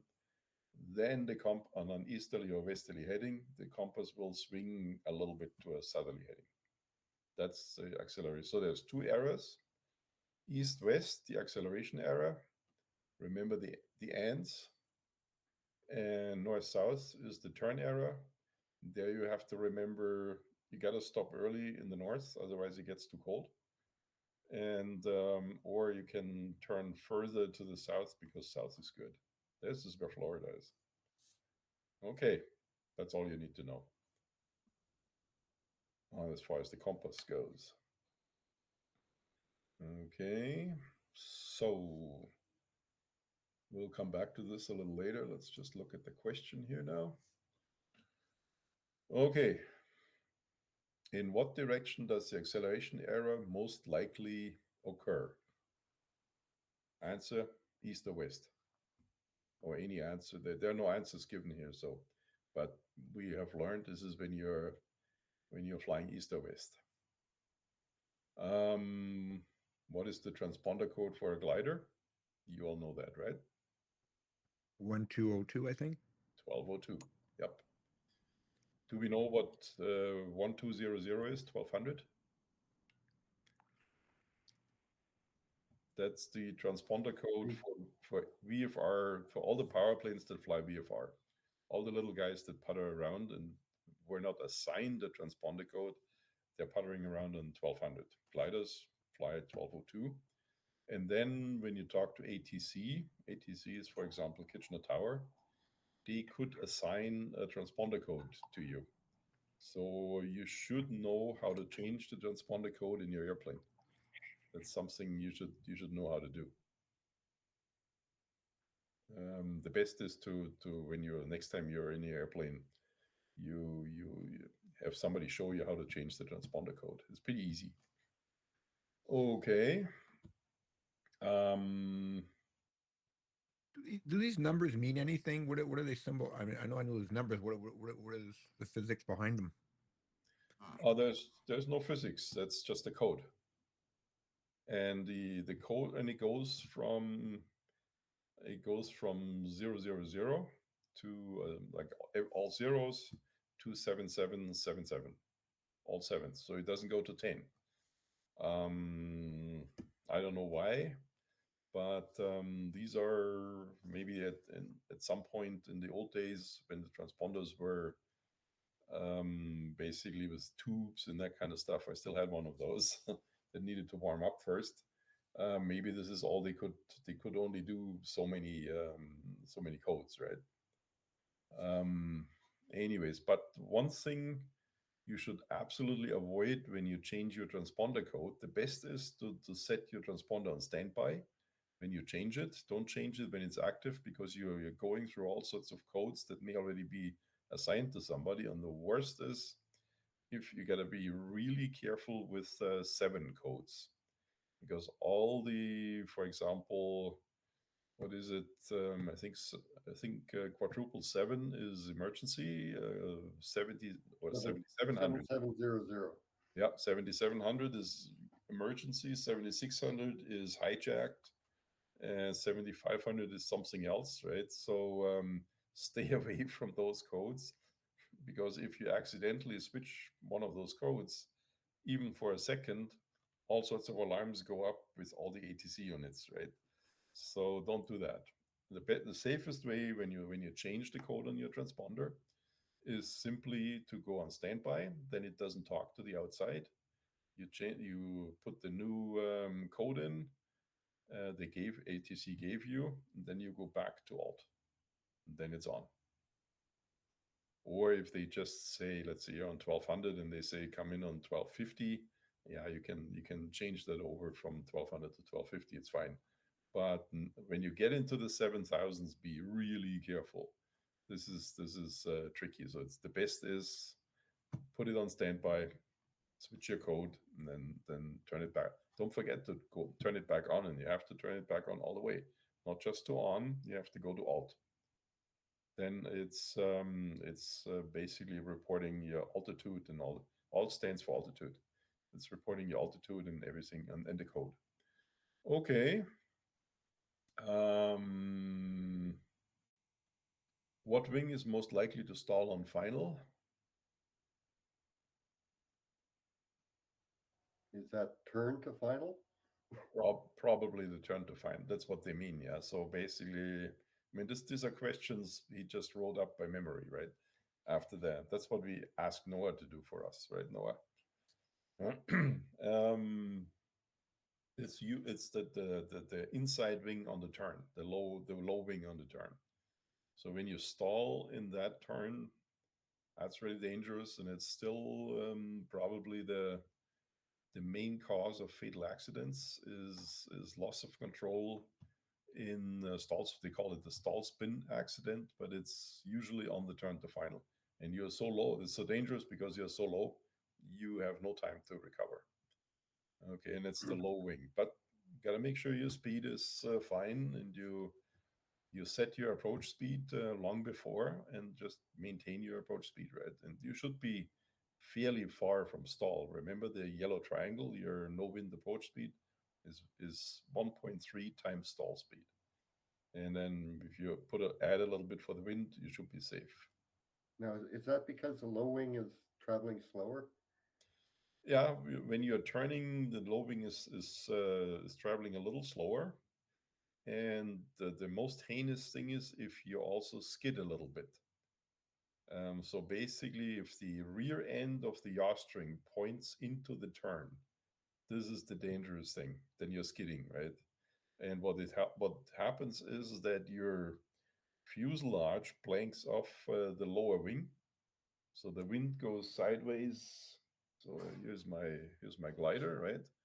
So here I'm turning final, right? And now I'm skidding this way, right?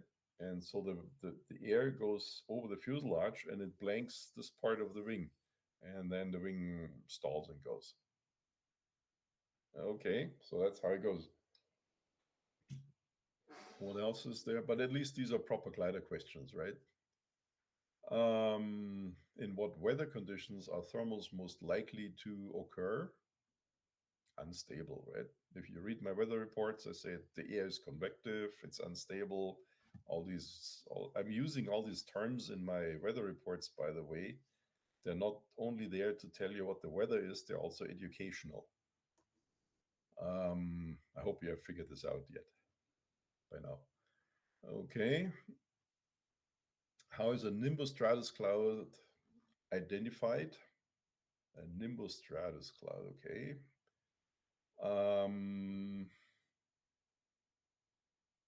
I think he got wrong there. So a nimbostratus is a big, fat, deep, but not convective cloud. It's your typical steady rain for a few days, depending on where you are, right? In Britain, they have rain a whole week long with this kind of stuff. That is a nimbostratus. And the opposite is a cumulonimbus. That's the one with heavy showers, with anvil-like shape, and perhaps with cirrus on the top. That sometimes you see the cloud is so strong that as the air flows over the top, it forms basically a lenticular cloud that looks like a cirrus. So that would be the cumulonimbus. Nimbostratus is a flat cloud with rain. Cumulonimbus is also rainy, but it's a convective cloud, and that can go from with the base of 4,000 feet to tops in Canada here in the 30s, between 35, 36,000. They're amazing clouds. Okay. Okay, what else? How should a glider land when there's a strong crosswind? Okay, he says this one was really hard because none of the answers made sense. Okay. Crab on approach and side slip on flare. No. Next other question. Crab on final and straighten up before touching the ground. That's the best. Like in gliders with power planes, with airplanes with short wings, you can side slip a little bit, right? You can sort of do a little this, and when the wind is from this side, you can compensate for this. But if you have long wings like this guy or a glider, this doesn't work. So what you do is wind is from this side here. You're crabbing a little down right to the runway, and just before you touch down, you give it a good boot full of rudder and straighten out the plane in the direction of the runway. Otherwise, it may pull your tire off if you land sort of at an angle. But with the grass is really forgiving. It doesn't pull your tire off. It just looks a little funny. But if you ever land on a hard surface, you should be lined up with the runway. Otherwise, it's not so nice. Okay, so in this case, the right answer here is crab on final and straighten up before touching the ground. So Jorg, do you straighten out before you flare, or do you straighten out after you flare? You're straightening out after you flare. Just you're still floating, right? but you have already flared and you're just sort of just before touchdown. This is just with the rudder, right? We give it a bootful of rudder. And if you do this too early, you're starting drifting with the wind to the side of the runway. If you do it too late, you touch down with the wheel misaligned with the runway. So, but just before you touch down is the best. 1 second before touchdown. How is that? Basically, if there's too much time between you lining up and touching down, this is when the planes will start migrating sideways, right? With the crosswind. And if it takes a long time, you could be over the runway markers by the time you touch down. That's not so good. So flare first, and when everything is set, give it a kick and move that nose over so it points down the runway. Only with the rudder, not with the ailerons. Okay, and crab on approach and side slipping on flare is completely wrong, of course. You should never side slip in the flare. You should be out of your side slip and have the wings level. Absolutely. Okay, then visibility requirements for VFR and controlled airspace. We all know this. What is the minimum requirement? It is 3 miles, 500 below clouds, and 1 mile. So 3 miles visibility, 500 feet below clouds, and 1 mile away from clouds. 1 mile. Yeah, that's what I recall as well. So it's good. You know that. What is the best indication of a change in angle of attack? You all know this, right?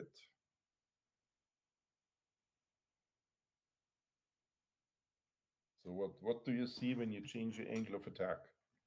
You're sitting in the glider, you're looking over the nose, and the angle of attack changes. Right? What do you see?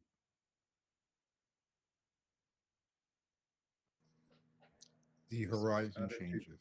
You see the nose go up. That's how you see it, right? It's don't wait for the airspeed to drop off, because the airspeed is always behind. You basically see that you maintain your attitude by maintaining basically your nose. And if the nose is at the right in the right place, or your attitude is correct, this is your pitch attitude, not your personal attitude. When the pitch attitude is correct, then your airspeed is correct too.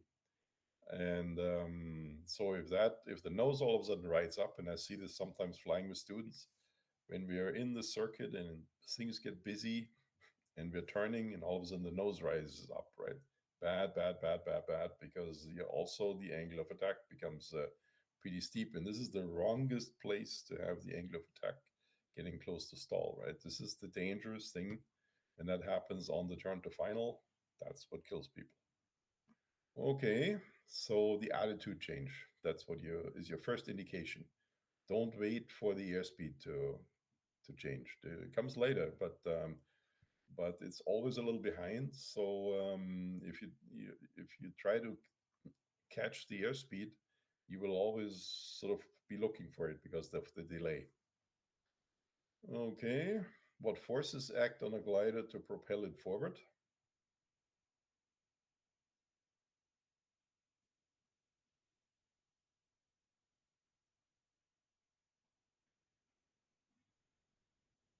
Thrust and weight.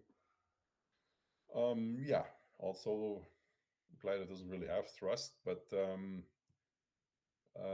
yeah, what it basically does is you're like a bicycle on a very shallow slope going down, and it's basically your weight that propels you forward, right? And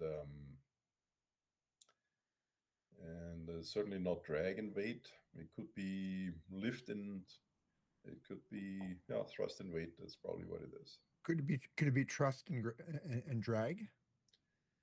No, the drag is actually hindering hindering you going forward, right? So that's what I mean. So if you have, so you trust keeps you going forward, drag keeps you pulling back. So Yeah. so you have to go forward. You pull and push. Yeah, I mean, there is in the end there's an equilibrium between the forward forces and the drag, and that keeps the speed constant, right? Then they're in equilibrium. But I mean, to speak about thrust in a glider is a bit is a bit far fetched. There's normally, if you have a power plane, this comes from the propeller. What it in a glider, it is basically the weight pushing it forward, or you can also see that the lift vector is actually inclined a little forward, and that gives you also a forward force. So I hope that the question will be worded better than this. This somebody wrote by memory, right? So who can give you permission to walk, stand, drive, and park in an airport moving area? We have seen that question before, right? And who can do that? The operator of the airport.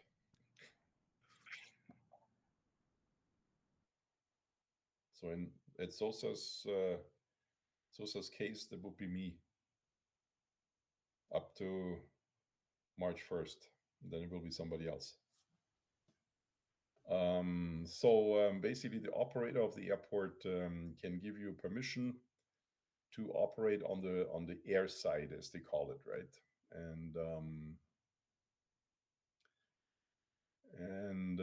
The operator of the airport can be, of course, the owner, like it's in Sosa, or in this case, the person empowered to do this or make judgment about this will be the CFI, right, and so on. But it's the operator, and if the operator is the government, then they have somebody there to look after the airport. Okay.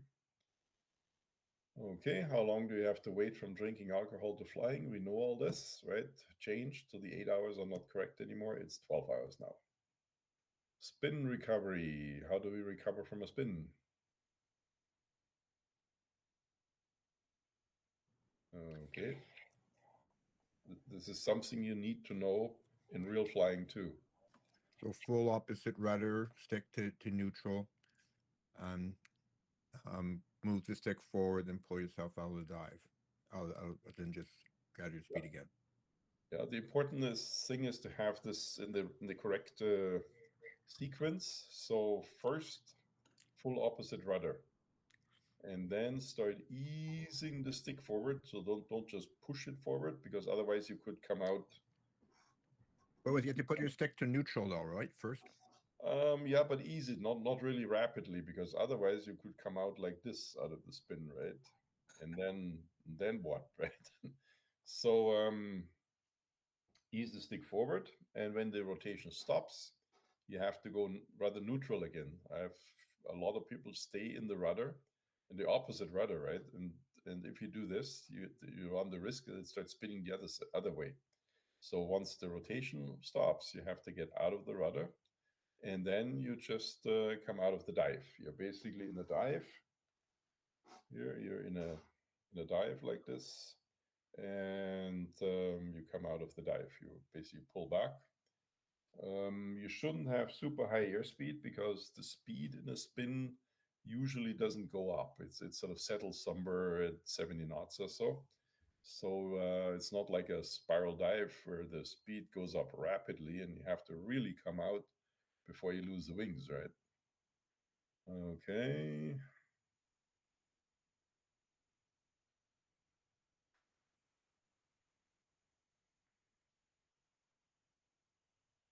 Okay. Yeah, glider's relation to stall speed and weight. So if the weight of the glider is higher, what happens with the stall speed? Stall speed goes up. The heavier the airplane is. Goes up, yeah. That's very true, because the wings have to make more lift, right? So right away at the same airspeed, you have a higher angle of attack, and at some point there's just not enough lift to be had anymore. That's why the stall speed is higher. Okay. Okay, rope break at 300 feet AGL, you land straight ahead. Should turn only to avoid obstacles. Now, of course, we say at 300 feet SOSA, we say you can turn around when you're at 300 feet. But the standard answer is be safe, don't turn, straight ahead, find yourself a nice place to land into the wind. Okay, then we have a typical cold front question again. After cold front has passed, what happens to the wind? Veers and becomes bumpy. Yeah, veers and becomes smooth. Backs, it definitely doesn't back. So those two are wrong. The first two are debatable, right? Is the wind becoming smooth? I would say with the sun, that the air is very convective, so it will likely become bumpy, right? When if you have sun. Okay. How should you scan while flying? That's a question we haven't had yet, right?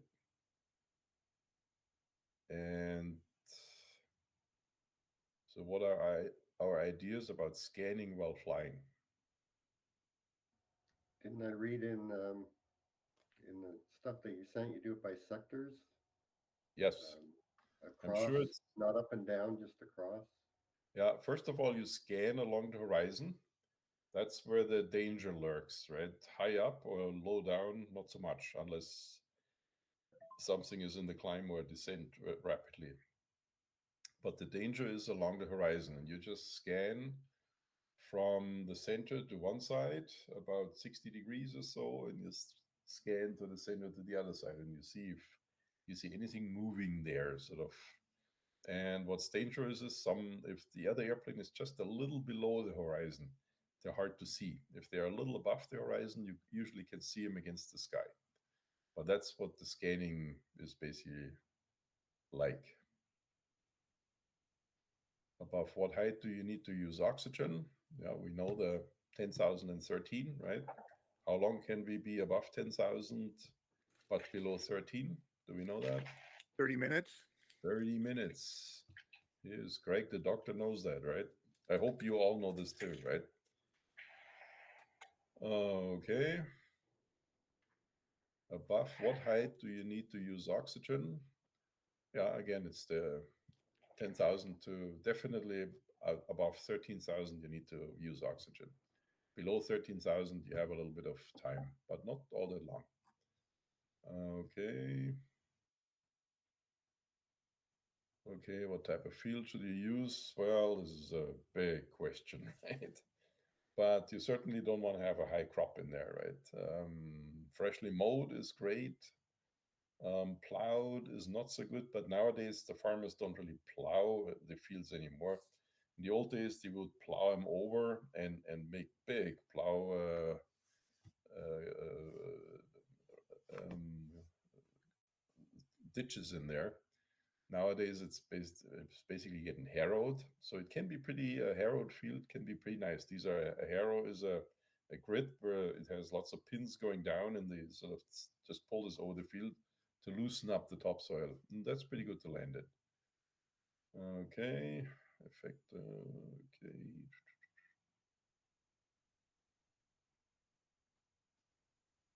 Okay, what is a missing glider reported at? Well, it's a missing glider. It's not an accident and it's not an incident. It's just missing, right? So everybody goes out and looks for it. And then the VNC questions. You have all looked at your charts, right? 5,000 feet ASL above Peterborough. What airspace are you in? Quite likely in Class E airspace, I would say. But you can look this up in your chart, right? What is the symbol in Gananoque Aerodrome? I think it's either a glider or an ultralight. So remember this ultralight symbol I showed you on the legend that looks so funny? This doesn't necessarily look like an airplane. All the others are self-explanatory, but the ultralight not. It could be Gananoque. I think they have one of those. Gananoque is where at the east end of Lake Ontario, where it gets into the St. Lawrence, right? Okay. And be able to determine the heights of obstacles. That's let me just pull something up. Is that the 2-digit um, numbers all over the chart? The two One big, digit one small. numbers, they tell you the The highest maximum height. the highest obstacle in that square. It's not a square, it's basically a between 30 minutes latitude and longitude, right? But there's also something else. Let me see.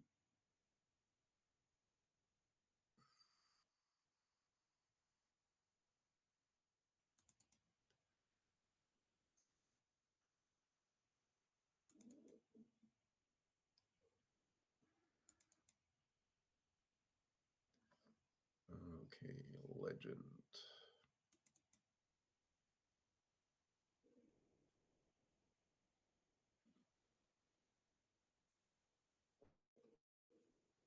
Okay, yeah, it's here.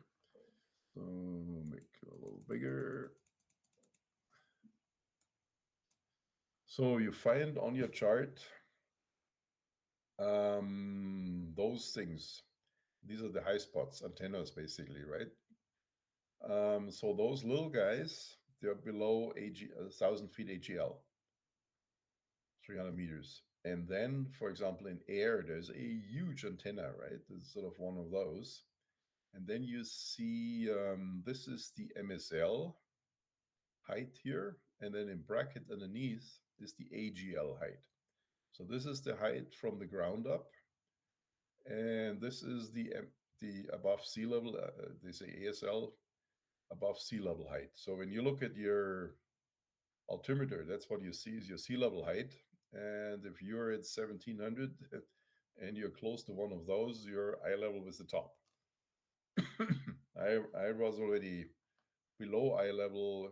I was already below that antenna there in air once. I was looking up to it, I think it has guy wires too. So be careful with this kind of stuff. So this is how you can determine the height of obstacles in the map. You look at so everything like this is below 1,000 feet AGL, and those guys are more than 1,000 feet. So there's some significant antennas.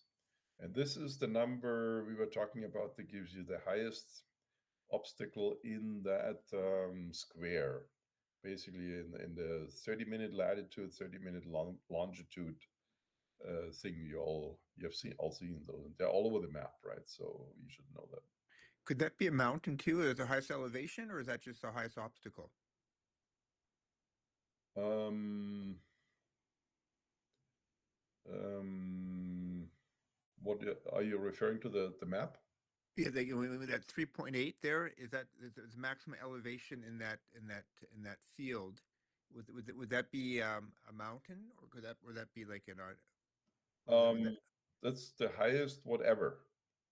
So it can be a mountain, it can be an antenna on top of a mountain. Okay. Thank you. It's basically if you fly, the idea is when you fly VFR in that area and you look at it and say, okay, I better, as long as I'm above 3,800, I'm fine. I'm not going to run into anything. So it's good when the visibility is bad, right? And so on, you're flying around there. And yeah, okay. So just pull that up. So it's in that chart. And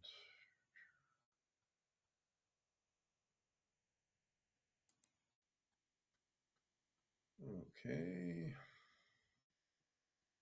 Terms to know, flat spin. Do you know what a flat spin is? A flat spin is something you hopefully will never be in. So a flat spin is if your center of gravity is way out, it's way behind, right?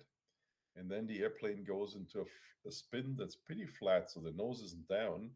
It's very flat. It comes down sort of like a maple leaf. And the problem with that is no matter what you do, you cannot get out of the spin anymore. It's a stable spin. And you can push the stick forward or use counter rudder, nothing helps. It just keeps on going down like this. Not very fast, but it keeps on going down. So the only way to get out of this is the bailout. But this happens only if your CG is beyond the aft limit. That produces a flat spin. Otherwise, with our gliders, you can recover from a spin. Okay, so that's a flat spin. And an accelerated stall, do we know what that is? Accelerated stall. It's a high speed stall, isn't it? Yep. An abrupt maneuver. Yep. That's basically comes back to the question, is the stall speed always the same, right? The right answer is no. It depends really on the G, or on the load factor. So you can fly along like this, right? And you have the nose up, and you stall. This is a non-accelerated stall. Basically, you're flying with 1G, regular, like we all feel. Right now, we are sitting all with 1G. But you can also do something like this, right? And that would be an accelerated stall. And if you pull hard enough, you can actually stall by much higher speed than your normal stall speed by pulling, for example, 2G or 3G, which means with 3G, everything in your airplane is 3 times as heavy than it normally is. So it needs also 3 times as much lift. And therefore, your stall speed is quite a bit higher. Just when the airplane is heavier, the stall speed is higher too, right? And so that's an accelerated stall. That's basically a stall with more than 1G. And what is 1G? 1G is load factor of 1. So that the other term we haven't really come across yet is load factor. And you can see quite a bit there in your, I think in the PowerPoint, in Mark's PowerPoint. There's a lot in Mark's PowerPoint, but there's probably a load factor. Just if you can picture what it is, just do a search for a load factor in the PowerPoint. It will probably point you to the right direction. And yeah, okay. And so we talked about compass. We talked about the airspeed indicator, the arcs, the yellow arc and the green arc, right? So yeah, the yellow arc, it gets a little dangerous, and that's real stuff. That is not just for the exam. It really gets dangerous in the yellow arc. Okay, then I wish you all the best. If you have any questions while you're studying up for the exam, feel free to send me an email saying I just don't understand this. Can you explain it to me? Then we can also always get together quickly and talk about this. Yep, and I'll miss you guys, all of you, not just the guys. And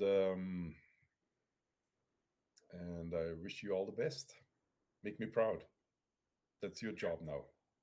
We want to thank you all very, very much. I've learned a lot, and I have a lot more to learn. So, but I really appreciate the time you taken to help us. Thank you, really, really, very much. You're welcome. It was fun. It's always fun. And so far, everybody has passed, so the pressure is on. But if you don't pass for whatever reason, no shame either. You can always rewrite it. They won't hold it against you. But if you're calm, just are calm and read again the various tips I've sent out there, how to behave in the exam, and so don't get nervous. You have enough time, but don't waste time. Don't noodle on a question you don't really know the answer. Skip it. Go to all the questions you know, and then come back. Make a note of that question and come back to that question. Then when everything else is done, and then you have time. The last thing you want to have is run out of time because you spend too much time on one question and still don't have it right. So get the other ones first. Otherwise, I have no doubt you guys will ace it. Noah will be the first one.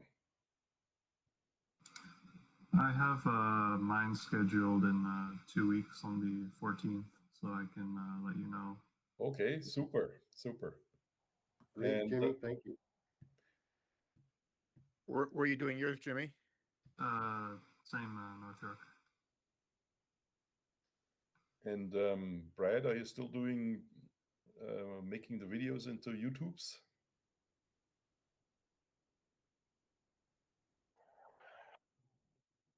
Okay, super. Thank you very much. That's a Thank you, great Brad, help. and thanks everybody. Thanks, Brad, and thanks very much, Jörg. Hey, you're welcome. And then I'll see you all at the next thing is the AGM.